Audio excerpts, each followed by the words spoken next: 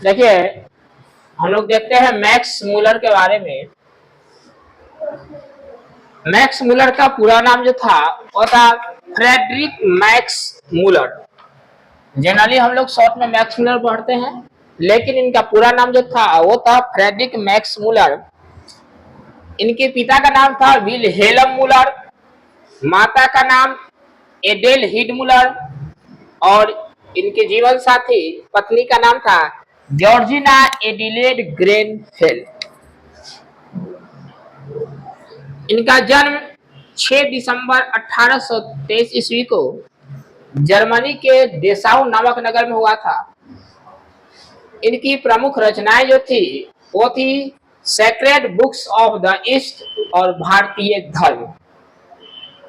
कुल मिलाकर इनकी मृत्यु 28 अक्टूबर 1900 को ऑक्सफोर्ड में हो गई थी।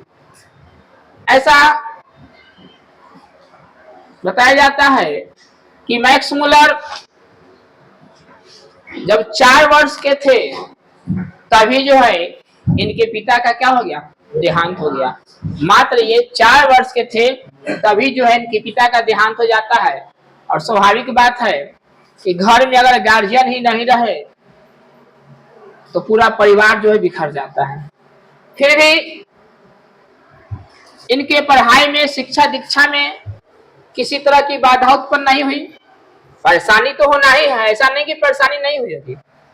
अब सीधी सी बात है भाई, 4 वर्ष के थे उन्हीं समय इनके पिता गुजर गए तो घर में परेशानी तो बहुत सारी आई, लेकिन शिक्षा दीक्षा की बात को लेकर अगर कहा जाए तो उसमें बाधित नहीं हुए, क्योंकि शिक्षा के घर में ज्यादा महत्व था। इस कारण क्या हुआ कि शिक्षा बाधित नहीं हुई। हालांकि परिवार की आर्थिक स्थिति बहुत ही ज्यादा खराब हो गई थी, लेकिन शिक्षा को बाधित होने इनके जो माँ थे वे नहीं दिए। बचपन की बात करें तो बचपन से ही संगीत के अलावा ग्रीक और लैटिन भाषा में ये काफी ज्यादा निपुण थे।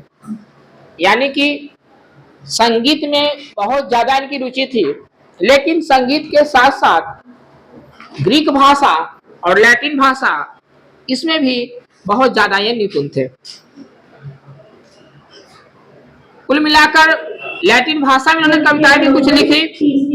और 18 वर्ष की उम्र की बात करें तो 18 वर्ष की उम्र में लीपजिंग विश्वविद्यालय में इन्होंने अपना अध्ययन जो आरंभ कर दिया। यानी कि पढ़ाई, जो कॉलेज की पढ़ाई होती है वो 18 वर्ष की उम्र में लीपजिंग विश्वविद्यालय से अध्ययन आरंभ किया।